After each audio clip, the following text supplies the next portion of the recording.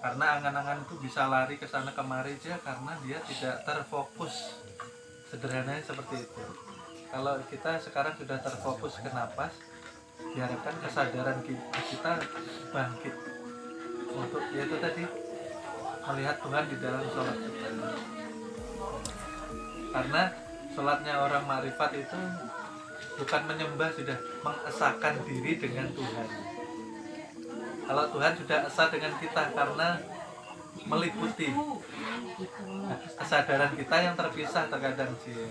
Kita merasa jauh dari Tuhan, merasa sendirian karena belum kenal Tuhan. Maka Tuhan selalu beserta kita setiap waktu, tidak pernah terpisah. Nah, yang terpisah yaitu tadi yang di dalam kubur mereka masuk tidak mengenal Tuhan, akhirnya celaka, terpisah. Itikat mereka asal dari tanah kembali ke tanah. Ini yang tidak boleh sih. Tanah harus diteruskan lagi. Makanya tadi dari tanah dari anasir tanah dia kembali ke Tuhan. Tanah ke air, air ke angin, angin ke api, api ke nur. Nah, sempurna. Seperti itu. Oleh sebab itu jangan sampai jasad kita hancur lebur di kubur. Kasihan sih ya. Jangan sampai terpisah. Karena ada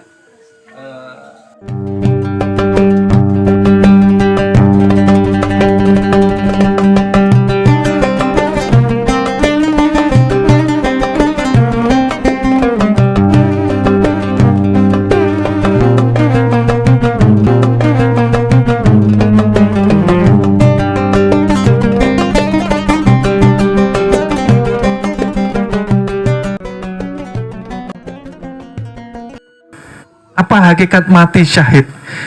Ketika kita sudah mengalami kematian hakiki. Apa yang dikatakan kematian hakiki? Kematian di dalam kesadaran bahwa kita menyaksikan Tuhan yang ada, Tuhan yang wujud, Tuhan yang nyata.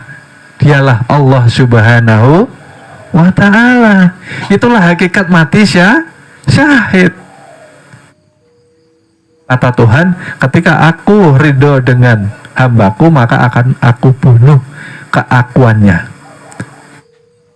Ketika aku bunuh keakuannya, maka yang menjadi penglihatannya ialah penglihatanku.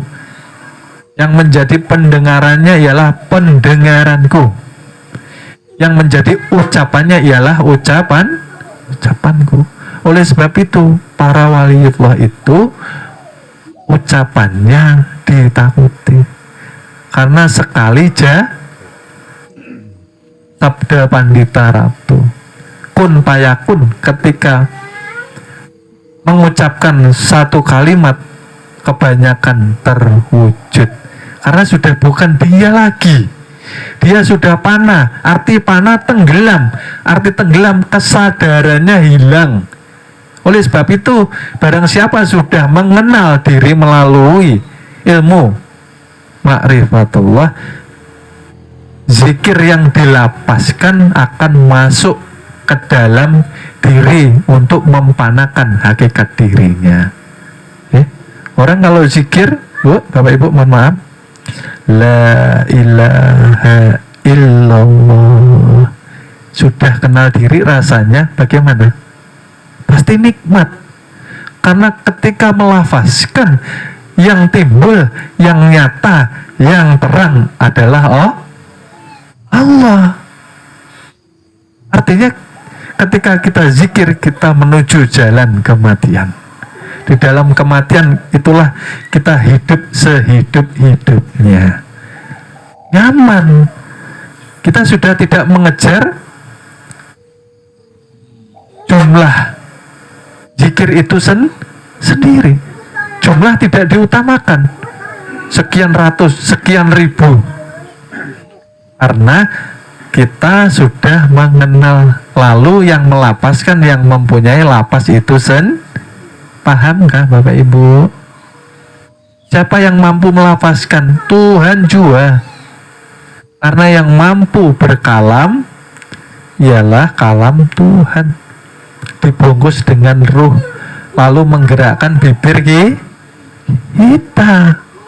Paham nggak Bapak Ibu? Artinya kedirian Bapak Ibu harus dihapuskan. Keakuan itu tadi, jangan mengaku adanya diri. Kemarin sudah kita kaji.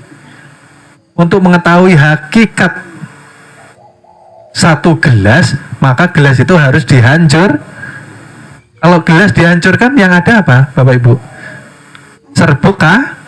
Ya, hakikatnya kaca itu Bapak Ibu. Menjadi gelas, akhirnya kacanya tidak diaku. Ya, itulah maksudnya. Kita sering tertipu, manusia sering tertipu dengan wujud.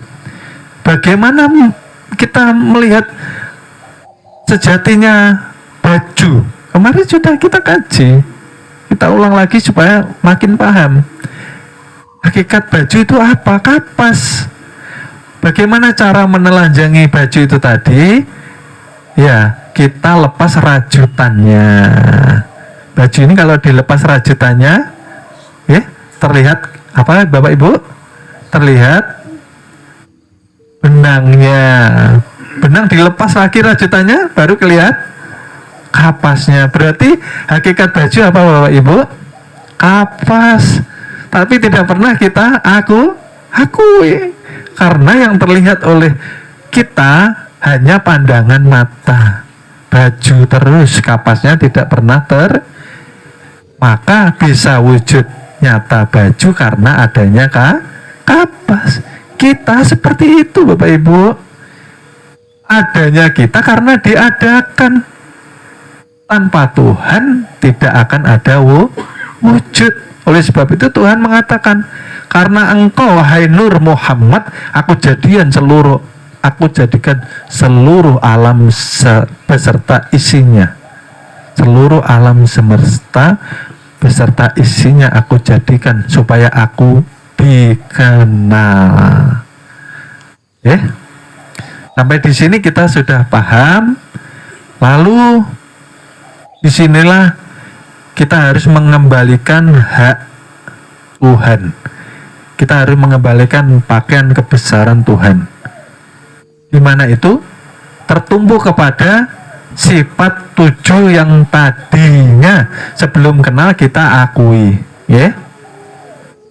Karena selama kita belum kenal, ternyata selama ini batang tubuh sering berkhianat dengan Tuhan. Bagaimana Bapak Ibu kita bisa selamat berpulang ke rahmatullah, sedang kita berpulangnya dalam keadaan berkhianat? Kira-kira dihukum enggak? Dihukum. Padahal Tuhan yang menciptakan neraka. Tapi Tuhan pun tidak suka hambanya ini mampir ke api cari oleh-oleh aja enggak boleh di sana. Nah, Tuhan itulah saking sayangnya kepada manusia. Oleh sebab itu, berhati-hatilah menapaki hidup di alam dunia. Jangan merasa ada diri lagi. Oleh sebab itu, ketika yang sering saya katakan bahwa ketika hari ini kita dihidupkan, hari ini pun kita mengemban amanah dari Tuhan. Itu yang sering manusia lupakan. Manusia terlalu sibuk, manusia terlalu asik dengan kehidupannya sendiri, asik dengan pekerjaannya, asik dengan kesenangan badan jasmaninya, asik dengan hobinya, bersenang-senang dengan gemerlapnya dunia, tidak merasa mempunyai amanah yang sangat berat, yang gunung pun tidak mampu dan tidak berani menanggungnya. Amanah apa itu Bapak Ibu? Amanah daya hidup wujud Tuhan yang nyata kepada manusia, dikatakanlah Allah Subhanahu. Jangan disebut ya Bapak Ibu. Cukup ketika tahu, kita diam dalam kenikmatan. Nikmat antara yang menyembah dengan yang disembah di dalam napas. Oleh sebab itu, perguruan selalu menekankan pada seluruh jamaahnya, terus rasakan kehadiran Tuhan, terus rasakan daya hidup Tuhan, terus rasakan keajaiban Tuhan melalui napas. Karena dengan napas saja mungkin sehari kita ingatnya mungkin hanya beberapa menit mungkin. Di situ maksudnya. Terus merasakan napas. Yang di situ Tuhan mengatakan, aku yang hidup bukan kamu. Aku yang mempunyai pengetahuan, ilmu, kecerdasan, bukan engkau. Aku yang melihat, engkau yang aku perlihatkan.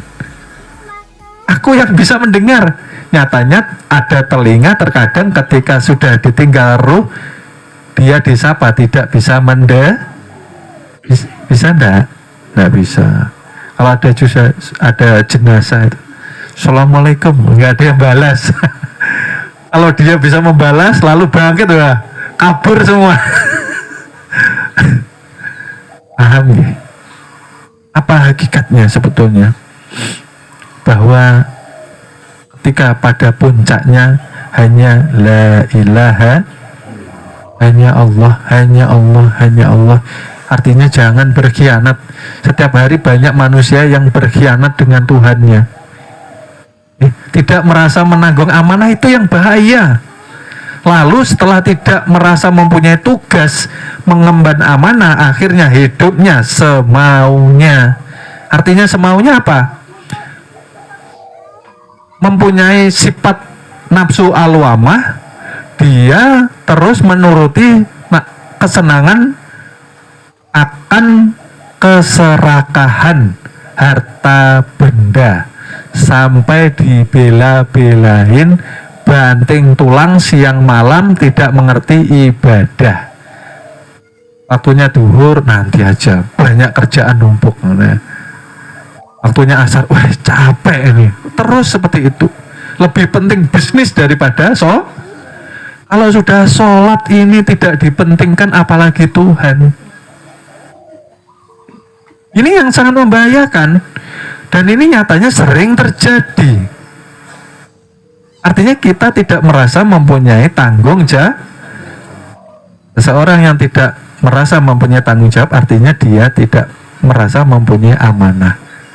Kalau dia tidak merasa mempunyai amanah, artinya dia berkhianat dengan Tuhannya. Dikatakan rezeki itu sudah dijamin yang pertama. Rezeki itu tidak akan tertukar yang kedua. Rezeki itu sudah tertakar yang ketiga. Rezeki itu tidak salah alamat kepada tuannya. Itu yang kebanyakan manusia sibuk ngurusi yang sudah dijamin Tuhan.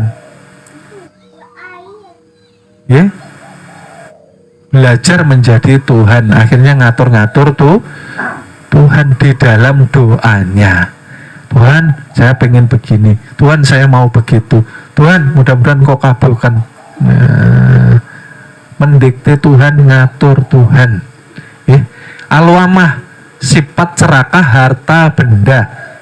Oleh sebab itu orang cenderung mau menghalalkan segala cara, akhirnya orang itu tidak amanah, dikatakan korupsi. Korupsi. Ini orang-orang berbahaya sekali. Tanpa mengenal Tuhan, maka seseorang tidak mempunyai akhlak, adab, budi pekerti yang luhur. Semakin cerdas, semakin tinggi, semakin banyak titelnya, tidak menjamin seseorang itu bisa menghargai manusia. Justru akan memperalat, justru akan mempermainkan dan merugikan manusia yang lainnya, karena tidak mau belajar agama secara sempurna. Mohon maaf, akan kami lanjut ke episode berikutnya. Terima kasih.